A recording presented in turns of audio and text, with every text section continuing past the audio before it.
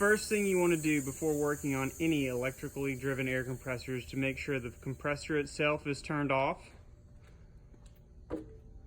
the power to the compressor is turned off, and if possible, that the air compressor is unplugged from the power service. Once you feel you're sure that you've turned off the power to the compressor and disconnected any additional power sources that might operate the air compressor, you want to use your multimeter or an amp probe to check to make sure that you are sure that there is no power being delivered to the air compressor. Use your multimeter to make sure that you don't have any operational power going to the compressor systems. Once you have verified this, you can move on to the next step of draining the tank or system pressure to make sure that the compressor is safe to operate. Once you've verified that the air compressor is turned off and all electrical power has been disconnected from the air compressor, you want to make sure that you drain the system pressure from the tank of the compressor where you're working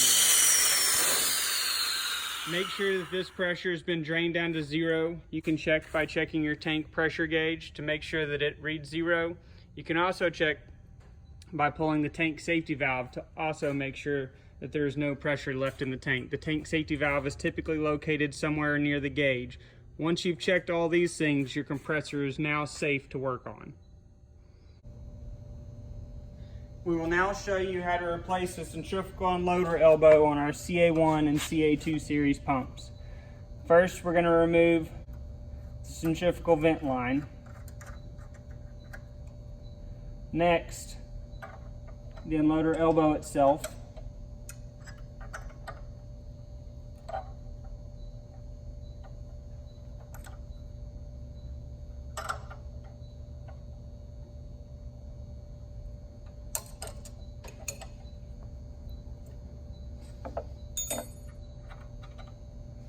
You can see the centrifugal unloader pin that will come out. Here you can see the valve inside of the centrifugal unloader elbow. The pin for the centrifugal unloader that comes out of the pump will strike this.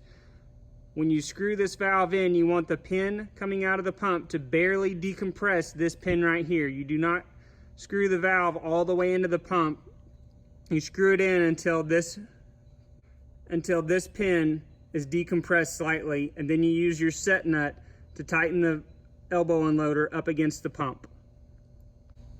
To put the new valve back on, we slide it over the centrifugal unloader pin and begin to thread it on, the whole time watching to make sure that we're just barely decompressing the pin inside of the centrifugal unloader elbow.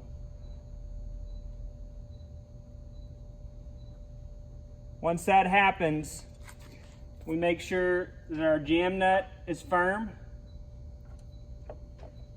and then we replace. Once you have firmly tightened the centrifugal unloader line back up on the centrifugal unloader elbow, this process is complete.